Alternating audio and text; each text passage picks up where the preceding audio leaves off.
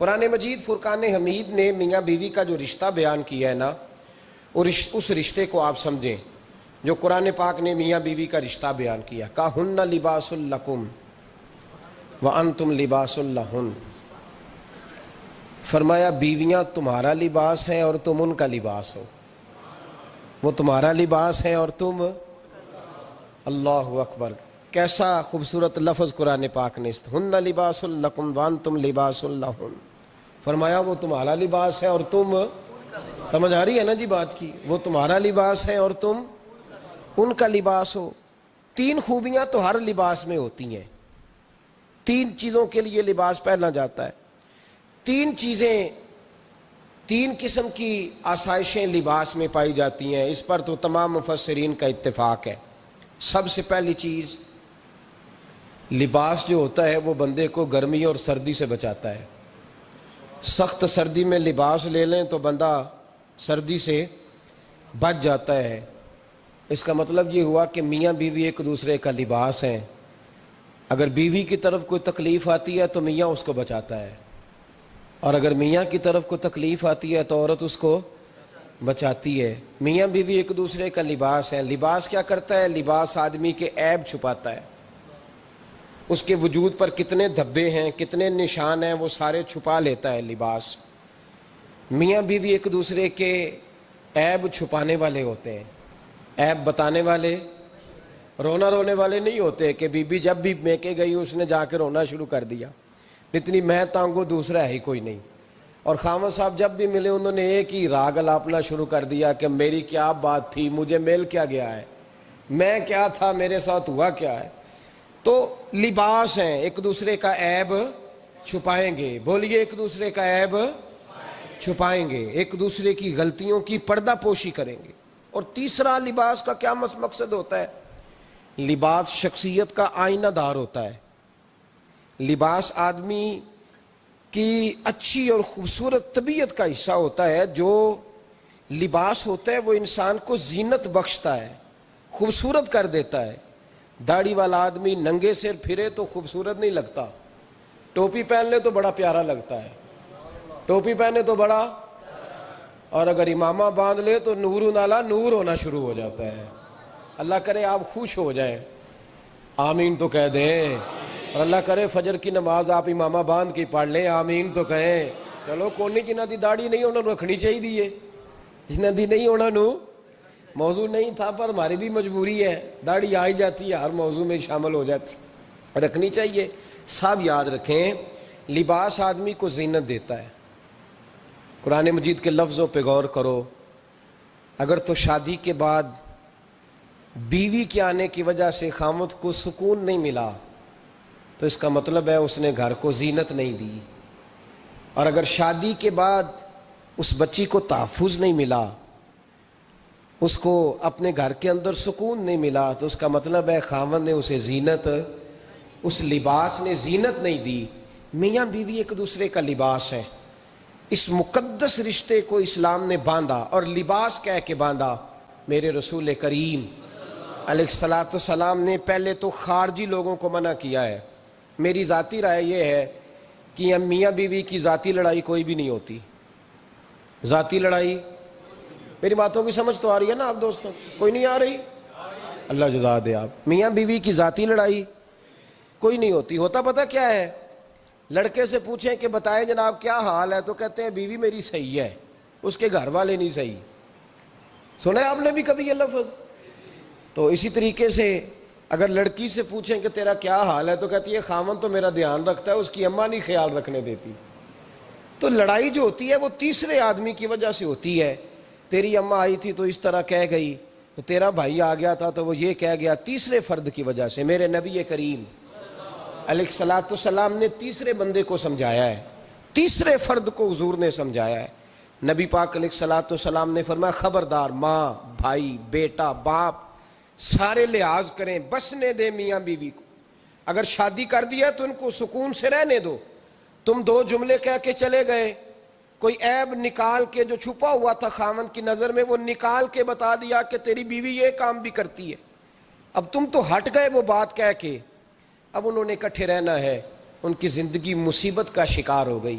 آزمائش میں آ گئے وہ دونوں، ساری زندگی کڑتے رہے، ایک عیب نکال کے لڑکی کے گھر والے لڑکے کا اسے بتا کے چلے گئے تیرے خامد میں یہ عیب پایا جاتا ہے، وہ ساری زندگی کڑتے رہیں گے، تکلیف میں رہیں گے، انہوں نے تو کٹھے رہنا ہے۔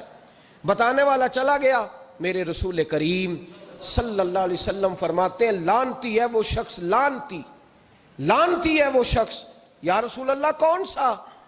فرمایا جو بیوی کو مرد کے خلاف اکساتا ہے اور مرد کو بیوی کے خلاف اکساتا ہے، وہ لعنتی ہے، ملعون ہے، رحمت الہی سے دور ہے وہ شخص۔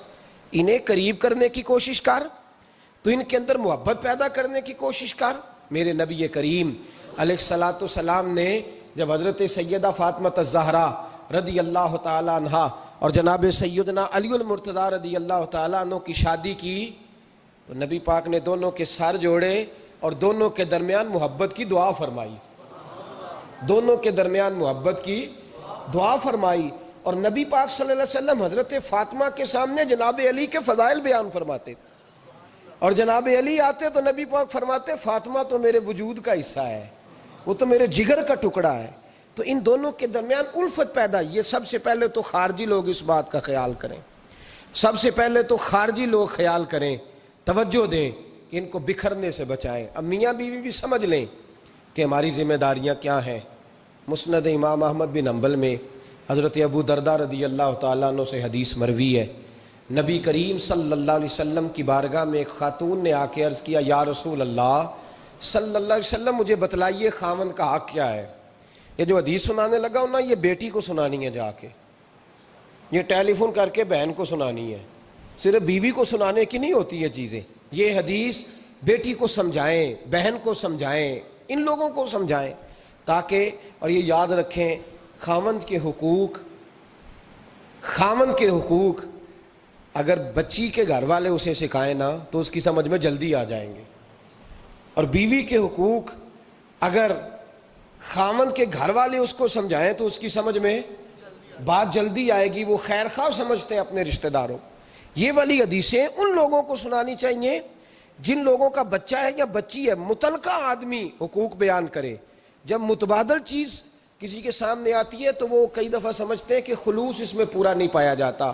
حضرت ابو درداء رضی اللہ تعالیٰ عنہ فرماتے ہیں ایک خاتون حضور کی بارگاہ میں آئی، عرض کرنے لگی یا رسول اللہ صلی اللہ علیہ وسلم میں نکاح کرنا چاہتی ہوں، شادی کرنا چاہتی ہوں، مجھے بتلائیے خامند کا حق کیا ہے، اگر تو میں ادا کر سکتی ہوں تو میں نکاح کروں ورنہ میں اس کام سے بچوں۔ میرے نبی کریم علیہ الصلوۃ والسلام نے فرمایا بی بی اگر خامند کے ناک سے رینٹ نکلے، ریشہ نکلے، پیپ بہے اس کی ناک سے، اور بی بی اپنی زبان سے وہ صاف کر دے تو پھر بھی اس کا حق ادا نہیں ہوتا۔ حضرت ابو درداء کہتے ہیں آنکھ کھول کے اس عورت نے دیکھا تو میرے نبی پاک نے اگلے جملے ارشاد فرمائے، حضور نے فرمایا تو ان باتوں میں حیرت کر رہی ہے، میں اگر خدا کے علاوہ کسی کو سجدے کا حکم دیتا تو میں عورت کو کہتا اپنے خامد کو سجدہ کرے، میں اس کو کہتا یہ کام کرے۔ میرے رسول کریم علیہ الصلوۃ والسلام نے حقوق کا تعین فرمایا، حقوق کا تعین فرمایا، اور نبی کریم صلی اللہ علیہ وسلم نے فرمایا جو عورت اس حال میں مر گئی، اس حال میں دنیا سے گئی کہ اس کا خامد اس سے راضی تھا، اس کا شوہر اس سے راضی تھا، اس کا گھر والا اس سے مطمئن تھا، تو میرے نبی پاک فرماتے ہیں جب دنیا سے جائے گی تو رب کریم جنت کا دروازہ کھول کے فوراً ہی جنت میں داخل فرما دے گا، اس کو بغیر روک ٹوک جنت دے دی جائے گی۔ شرط یہ ہے کہ وہ جب دنیا سے جائے تو اس حال میں جائے کہ اس کا خامد اس سے شکوے نہ کرتی پھرے، شکایتیں نہ کرتی پھرے، شکایتیں نہ کرے۔ ہمارے زمانے میں شکایتیں ہوتی ہیں اور خواتین عورتیں اس بات کو سمجھتی نہیں کہ اللہ نے جو میرے نصیب میں رکھا تھا اور جو خامد رب نے میرے لیے پسند کیا تھا وہ اللہ نے مجھے عطا فرما دیا ہے۔ وہ شکوے کرتی ہیں، شکایات کرتی ہیں، اور دوسری عورتوں کو سامنے رکھ کے وہ فلاں کے حصے میں یہ چیز آئی، فلاں کے حصے میں یہ چیز آئی، فلاں کا خامد یوں کرتا ہے، شکوہ کرتی ہیں۔ میرے رسول پاک علیہ السلام نے فرمایا عورتیں کثرت سے جہنم میں جائیں گی، کثرت سے۔ تو ایک صحابی رو پڑے، ایک حدیث میں لفظ یہ ہے رو پڑے، عرض کرنے لگے یا رسول اللہ وہ ہماری مائیں بھی ہیں، بیٹیاں بھی ہیں، بہنیں بھی، حضور جہنم میں جائیں گی؟